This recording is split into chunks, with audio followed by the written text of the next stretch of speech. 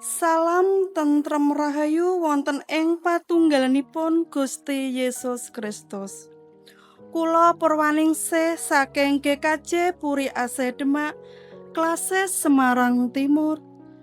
Kepareng kula ngaturaken renungan harian Sabda Winedar dinten menika Jemuah 7 Agustus 2026.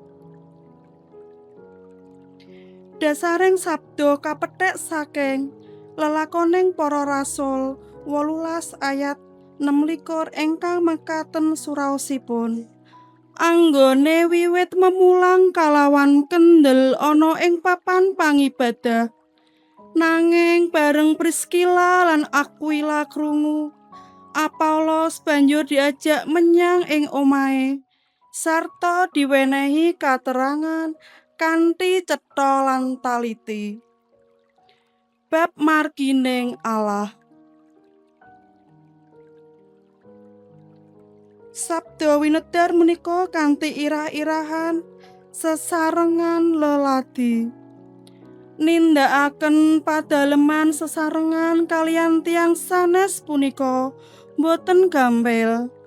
Kita dipun abenajengaken kalian bab sikap ingkang kedah andhap asor purun nampi kawontenan gesang tiang sanes lan ugi sikap ingkang purun mangertos lan nampi kakirangan diri pribadi sumadyo nyingkiraken ego pribadi lan sangkul sinangkul ngasilaken bab ingkang prayogi.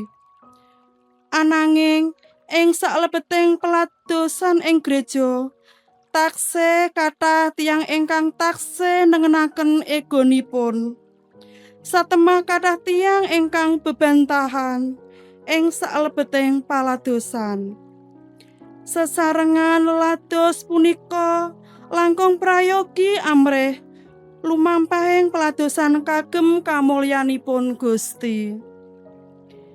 Cariyos bab pepanggihanipun Apolos kalian Priskila lan Aquila ing Efesus dados tulodo.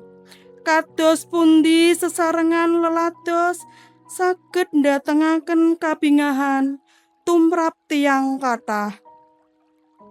Apolos punika tiyang ingkang luwes.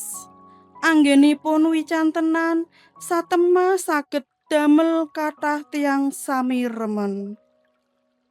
Nalika mirengaken pangandikanipun Apolos ugi sampun mireng bab Gusti Yesus lan mulang bab margining Gusti. Sinaosa pamawosipun dereng jangkep. Priskila lan Aquila ingkang sampun langkung dangu manggen wonten ing kitha Efesus punika.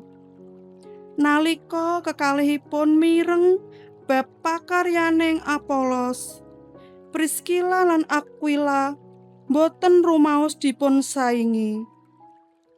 Ananging karsa lelados sesarengan kalian Apolos. Priskila lan Aquila ngaturi Apolos ing griyanipun lan paring katerangan kanthi tliti bab marginipun Allah. Priskila, Aquila lan Apolos sesarengan lelados ing Efesus. Saklajengipun Apolos Aquila sesarengan lelados ing Efesus, saklajengipun Apolos tindak dhateng Akaya lan leladi ing riku kanthi payengkuyungipun pasamuan ing Efesus. Kados pundi peladosan kita ing gereja? Punapa tasih wonten pamawas ingkang beda bab paladosan? Cariyos bab pepanggihanipun Apolos kalian Priskila lan Aquila dados tulodo tumrap kita supados kita saged sesarengan lelados kanthi sukarena kanthi nyikiraken ego kita Sumangga sami ngakeni diri kita tentu gadah kekirangan lan kasegatanipun piyambak-piyambak. Sumangga kita sesarengan lelados kanthi tulus setemah. Palados kita dados berkah tumrap tiyang kathah. Mekaten sabdanipun Gusti berkah dalem. Amin.